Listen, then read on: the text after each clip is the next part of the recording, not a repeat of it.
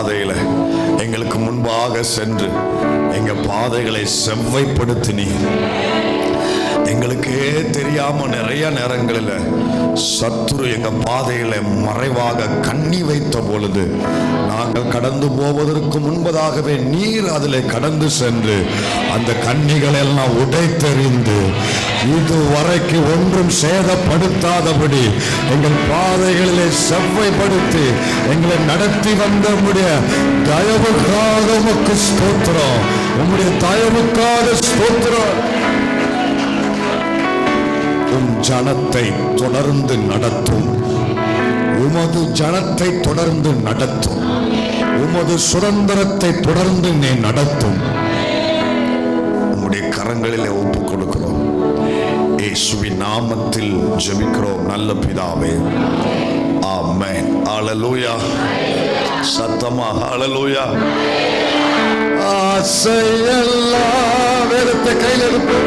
நீதானையா தேவையெல்லாம் நீதானையா. ஆசையெல்லாம் நீதான்.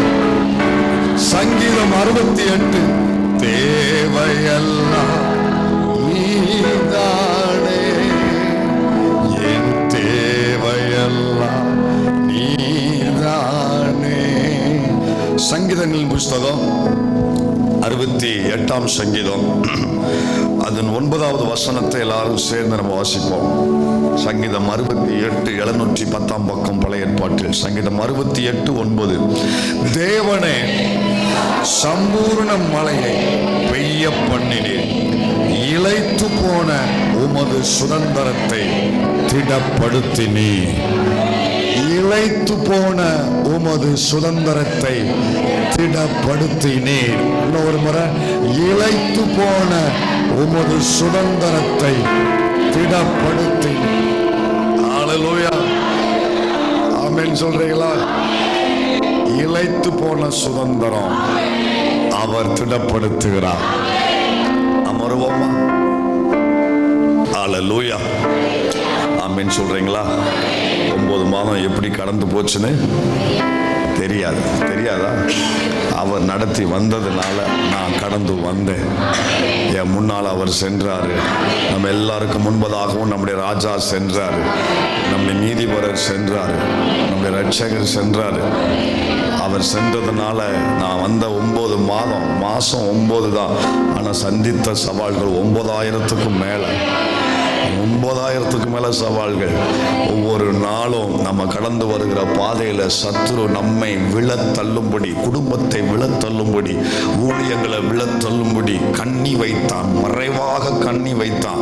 தாவீது சொன்னார்ல, என்னுடைய பாதையில சத்துரு மறைவாய் கண்ணி வைத்தான் என்று. அவன் கண்ணி வச்சது உண்மை, ஆனா என்ன சேதப்படுத்தல.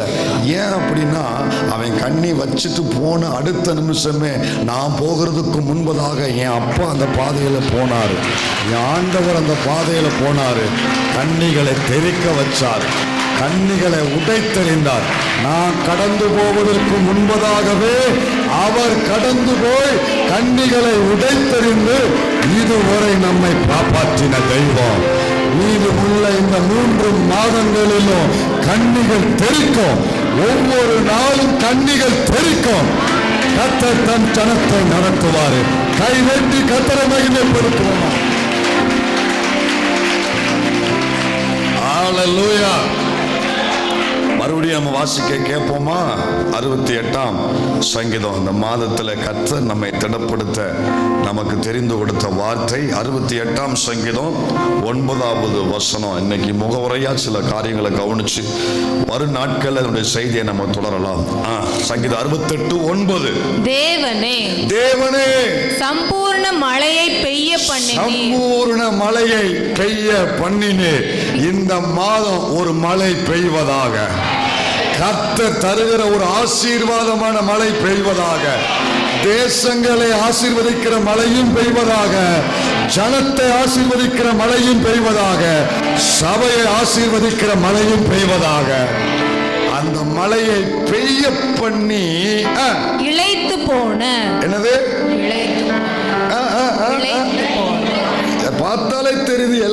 இளைச்சு போய் தான் இருக்கு. உள்ள இருக்கிற எல்லாருமே இளைச்சு போய் தான் இருக்கிறோம் இல்லையா? இளைத்து போன உமது சுதந்திரத்தை திடப்படுத்தினீர். நீ திடப்படுத்தினீர். ஹல்லேலூயா. Oh God, you confirm your heritage. ஆங்கிலத்தில் சொல்லப்பட்டு you confirm your heritage. உமது சுதந்திரத்தை நீ திடப்படுத்தினீர். இந்த பகுதியில் ஒரு கூட்டத்தை குறித்து சங்கீதக்காரன் படம் பிடித்து காண்பிக்கிறார். ஒரு கூட்டம், அந்த கூட்டம் யார் என்றால் அது அவருடைய ஜனம். அந்த ஜனம் எப்படி இருக்குன்னா இளைச்சு போய் இருக்குது. இளைத்து போன ஜனத்தை தேவன் என்ன பண்ணுகிறாரு? திடப்படுத்தினீர். இந்த ஜனங்கள் கடந்து வந்த பாதையே அவ்வளவு கடினமா இருந்ததுனால ஏன் இந்த ஜனம் இளைச்சு போச்சு, ஏன் இந்த ஜனம் களைச்சு போச்சுன்னா அது கடந்து வந்த பாதை அவ்வளவு கடினமானது. அந்த ஜனங்கள் கடந்து வந்த பாதை அவ்வளவு சவால் நிறைந்தது. 40 வருஷம் வனாந்தர அனுபவம் சாதாரண பாதை அல்ல. யாரும் பார்க்கக்கூடிய எல்லாருக்கும் பயமுறுத்தக்கூடிய பாதை அந்த பாதை.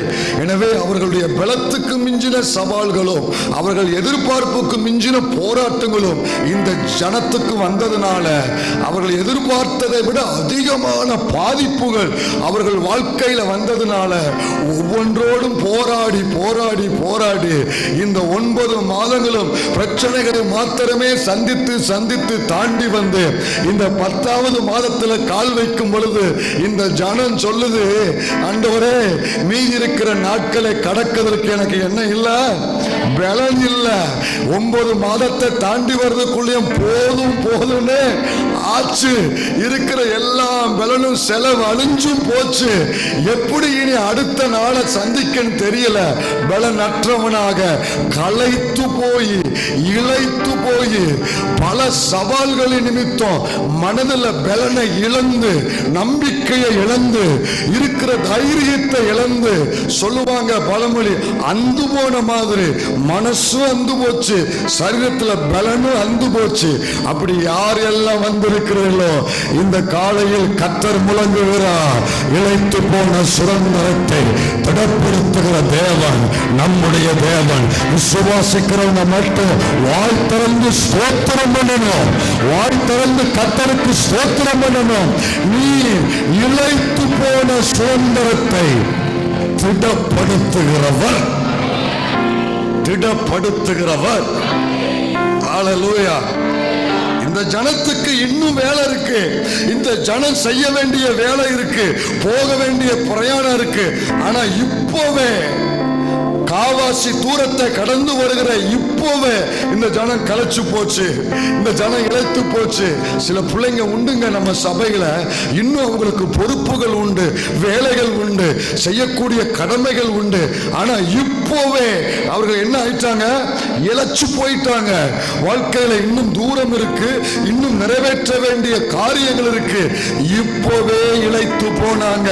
அவர்களுக்குள்ள ஒரு பெரிய சோர்வு. இப்போவே இளைச்சு போனேனே, என் காரியத்தை நான் எப்படி கவனிக்க, என் குடும்பத்தை எப்படி நான் பொறுப்படுத்தி நடத்த, இந்த ஊழியத்தை இனி நான் எப்படி கொண்டு போக, அப்படிங்கிற ஒரு இளைத்து போன இருதயத்தோடு இருக்கிற ஜனத்தை இந்த காலையில நம்முடைய தெய்வம் திடப்படுத்த விரும்புகிறாரு. உன்னுடைய நீதி தூரத்தை கடப்பதற்கோ நீ நிறைவேற்ற வேண்டிய பொறுப்பை நிறைவேற்றி முடிப்பதற்கோ உன்னதத்திலிருந்து ஒரு பலனை, உன்னதத்திலிருந்து ஒரு மழையை அவர் கொண்டு வந்து தன் சுதந்திரத்தை திடப்படுத்துகிறார். ஹல்லேலூயா. பக்கத்துல பார்த்து சொல்லுங்க, உங்களை திடப்படுத்துவார், என்னையும் திடப்படுத்துவார். சொல்றதுக்கே பலன் இல்லை. பார்த்தீங்களா? அந்த அளவுக்கு நம்ம என்ன ஆயிட்டோம்? இளைச்சு போனோம். ஆண்டவர் என் கண்ணை கொஞ்சம் திறந்தார். இந்த வசனத்தை மறுபடியும் பாருனாரு. பார்த்த உடனே எனக்கு ஒன்று சொன்னாரு. நீங்க இளைத்து போன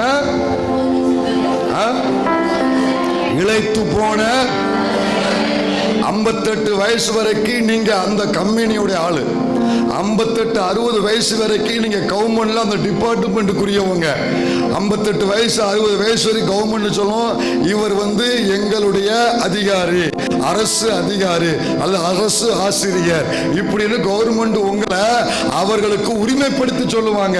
ஆனா 60 முடியட்டும் 60 ஆகட்டும் என்ன சொல்லுவாங்க தெரியுமா? என்ன சொல்லுவாங்க?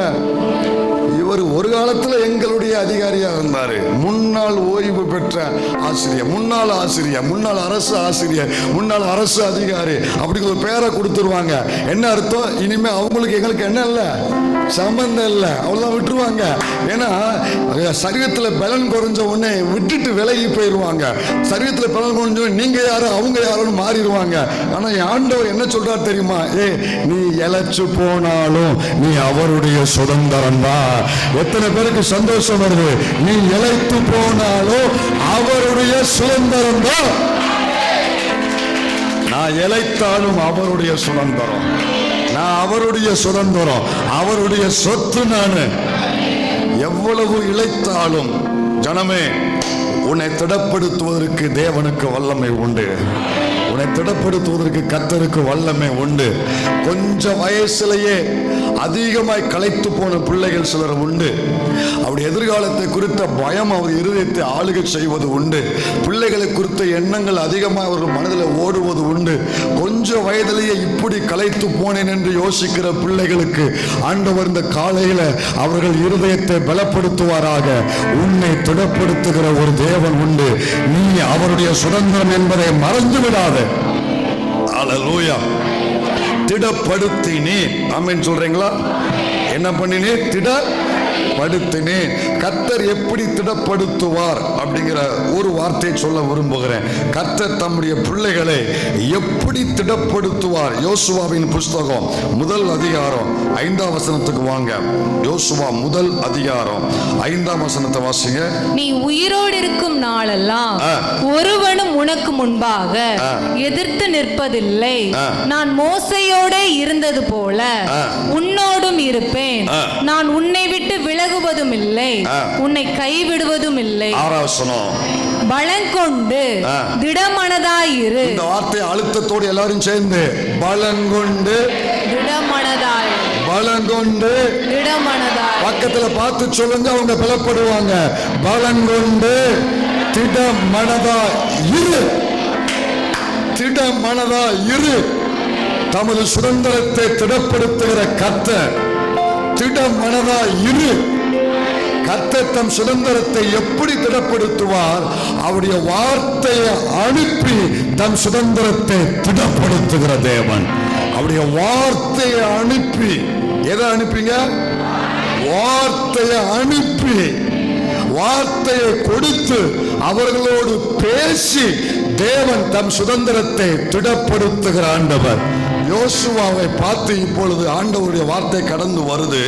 மோசேயுடைய வேலை முடிஞ்சு போச்சு, இனி தொடர வேண்டியது யோசுவாவுடைய பொறுப்பு.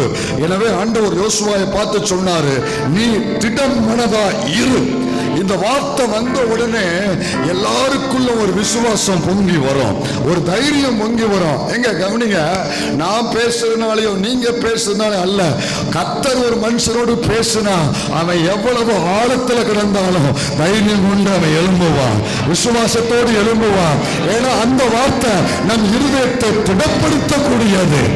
எத்தனை பகல் எத்தனை இரவு கடந்து வந்த பாதைகளில் நம்ம எழும்ப கூட பலன் இல்லாம தன்னன் தனியாக செய்வதையாம படுத்து கிடந்தோம். அந்த படுத்து கிடந்த சூழ்நிலையிலிருந்து நம்ம எழுப்பி விட்டது என்ன தெரியுமா? அந்த நேரத்தில் நமக்கு நேராக கடந்து வந்த அவருடைய ஒரே ஒரு வார்த்தை நம்ம எழுப்பி நிறுத்தியது. யோசுவாவை தேவன் தம்முடைய வார்த்தையை அனுப்பி திடப்படுத்தினார். ஏன் இங்க திடப்படுத்தினார்னா, அவன் செய்ய வேண்டிய ஒரு நோக்கம் ஆண்டவருக்கு உண்டு, அவன் நிறைவேற்ற வேண்டிய ஒரு பணி கர்த்தருடைய இருதயத்தில் உண்டு. யோசுவாவே, நீ நிறைவேற்றி முடிக்க வேண்டிய ஒரு வேலையை நான் உனக்கு வச்சிருக்கிறேன். அந்த வேலையை செய்வதற்கு இப்போ நான் உன்னை திடப்படுத்துகிறேன். நீ பலன் கொண்டு திடம் மனதாய் இரு. நீ செய்ய வேண்டிய வேலை உனக்கு உண்டு. கர்த்தர் தம் சுதந்திரத்தை ஏன் திடப்படுத்துகிறார்னா, வார வாரம் ஞாயிற்றுக்கிழமை நீங்க ஆலயத்தில் வரும் பொழுது உங்க தனி ஜபங்களில் எதிர்பாராத நேரத்தில் கர்த்தர் ஏன் தமது சுதந்திரத்தை திடப்படுத்துகிறார்னா, அவர்கள் நிறைவேற்ற வேண்டிய அவருடைய பணி ஒன்று உண்டு. அவர்கள் நிறைவேற்றி முடிக்க வேண்டிய அவருடைய வேலை உண்டு.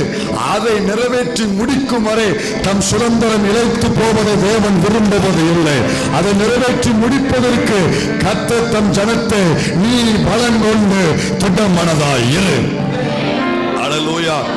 தேவ பிள்ளைகளே, உங்க குடும்ப காரியங்களை கவனிக்கும் பொழுது, உங்க வீட்டு காரியங்களுக்காக நீங்கள் ஓடும் பொழுது, உங்க இருதயத்துல இப்படி ஒரு வார்த்தை ஆண்டவர்கிட்ட தினமும் கேளுங்க.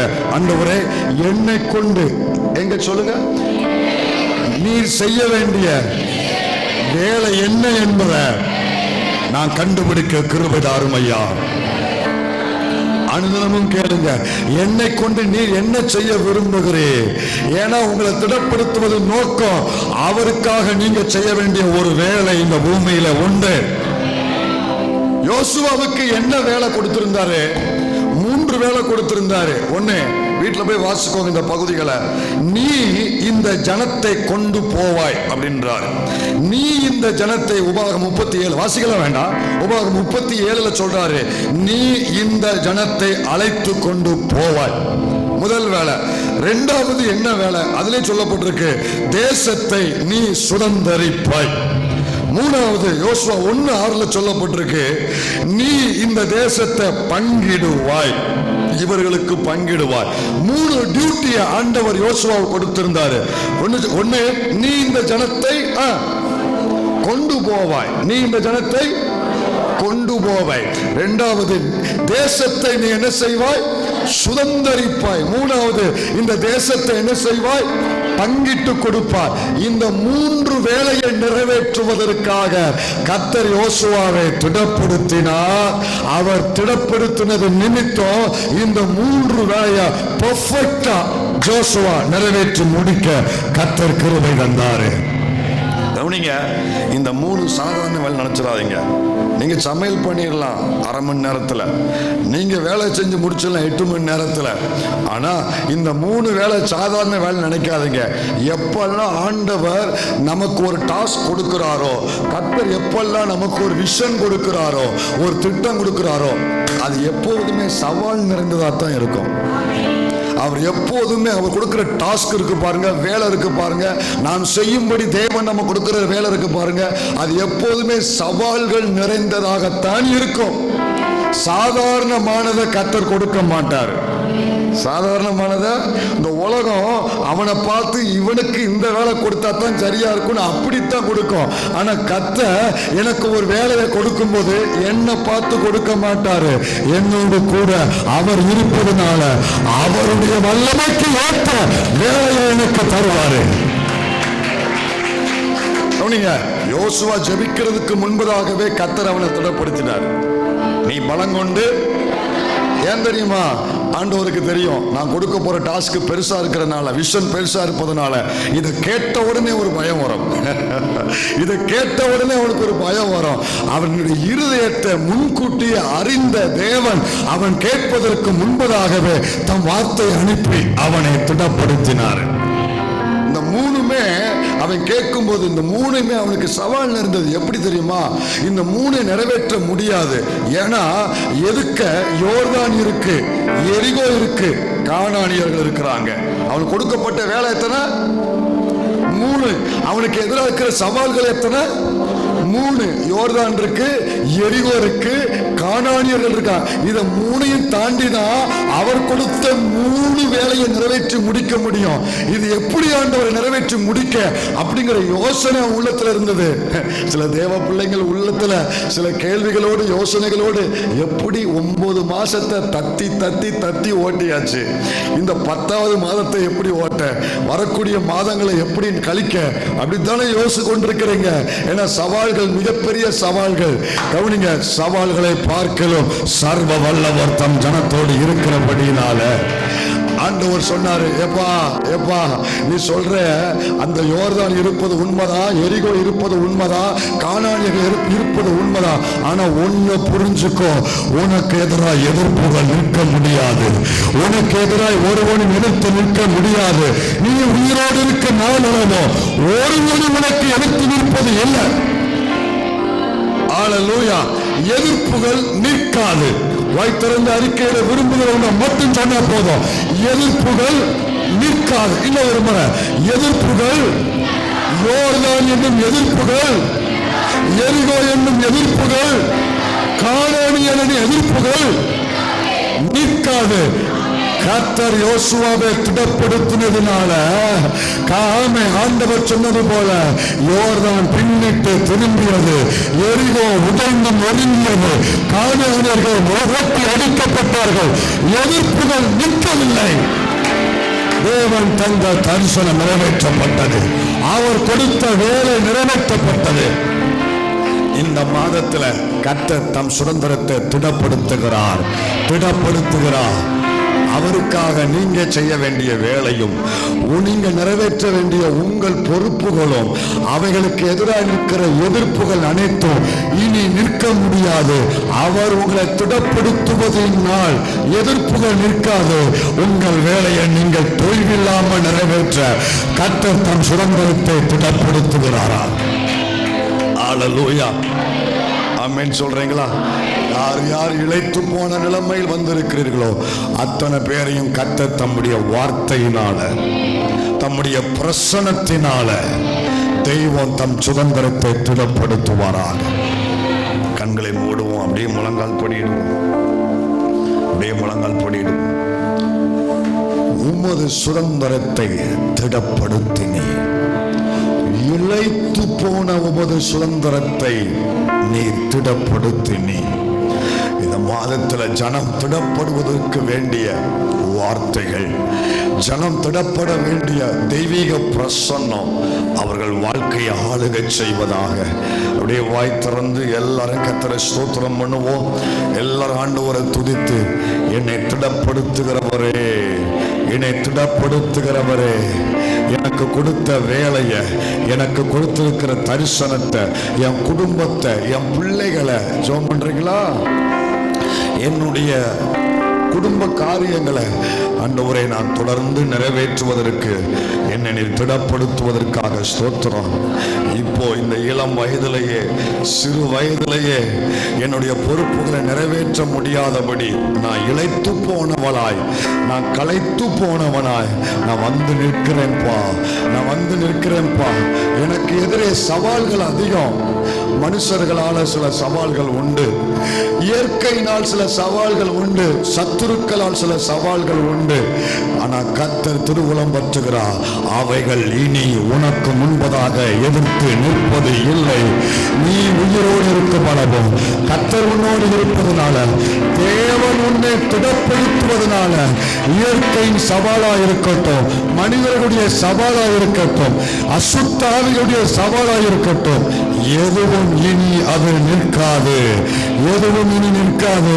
உன் வேலையை நீ தொடர்ந்து நிறைவேற்றுவாய். உன்னுடைய பொறுப்புகளை நீ நிறைவேற்றுவாய். உன் ஊழியம் தொய்வில்லாமல் இனி ஓடுவதற்கு கர்த்தர் தம் சுதந்திரத்தை திடப்படுத்துகிறார். இந்த வார்த்தைக்காக எல்லாரும் கர்த்தரை ஸ்தோத்திரம் பண்ணுவோம். இந்த புதிய மாதத்துல தேவன் கொடுத்த வார்த்தைக்காக எல்லாரும் கரங்களை உயர்த்தி நல்லா ஸ்தோத்திரம் பண்ணுங்க. ஹல்லேலூயா, ஹல்லேலூயா. தேவனே, சம்பூர்ண மழையை பெய்ய பண்ணினீர். இளைத்து போன உமது சுதந்திரத்தை திடப்படுத்தினீர். இந்த வார்த்தை நம்முடைய சபையில் இருக்கிற அத்தனை பிள்ளைங்க குடும்பத்திலையும் இந்த வார்த்தையை தேவன் நிறைவேற்றும்படியா எல்லாரும் நல்லா ஸ்தோத்திரம் பண்ணி சொல்வீங்க. திடப்படுத்துகிற தேவன் தாமே ஒவ்வொரு பிள்ளைகளையும், இளைத்து போன ஒவ்வொரு பிள்ளைகளையும், எதிரான சூழ்நிலைகள் மத்தியில, சவால்கள் மத்தியில கடந்து போகிற ஒவ்வொரு பிள்ளைகளையும், இளைத்து போன ஒவ்வொரு பிள்ளைகளையும் கர்த்தர் தாமே திடப்படுத்துகிற தேவன் தாமே இளைத்து போன ஒவ்வொருவரையும் திடப்படுத்தும்படியா எல்லாரும் நல்ல ஸ்தோத்திரம் பண்ணி சொல்வீங்க. ஹல்லேலூயா. ஸ்தோத்திரம் ஆண்டவரே, ஸ்தோத்திரம் ஆண்டவரே.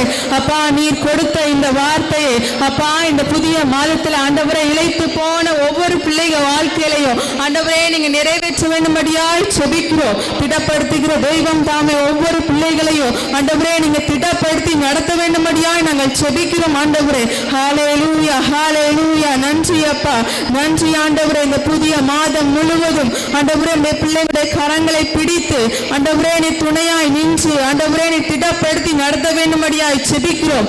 யோசுவாவை திடப்படுத்தின தெய்வம் ஆண்டவரே ஒவ்வொரு பிள்ளைகளையும் ஆண்டவரே இளைத்து போய் களைத்து போய் சோர்ந்து போய் ஹல்லேலூயா இந்த பாதையை எப்படி கடப்பேன் என்று ஆண்டவரே கேள்விக்குறியோடு ஆண்டவரே நிற்கிற ஒவ்வொரு பிள்ளைகளையும் என் தெய்வம் திடப்படுத்துவீராக உம்முடைய வார்த்தையை கொண்டு ஆண்டவரே உம்முடைய பிள்ளைகளை திடப்படுத்த வேண்டும்படியாய் செபிக்கிறோம். இந்த மாதம் முழுவதும் திடப்படுத்தி நீ நடத்த வேண்டும்படியாய் நாங்கள் செபிக்கிறோம் ஆண்டவரே.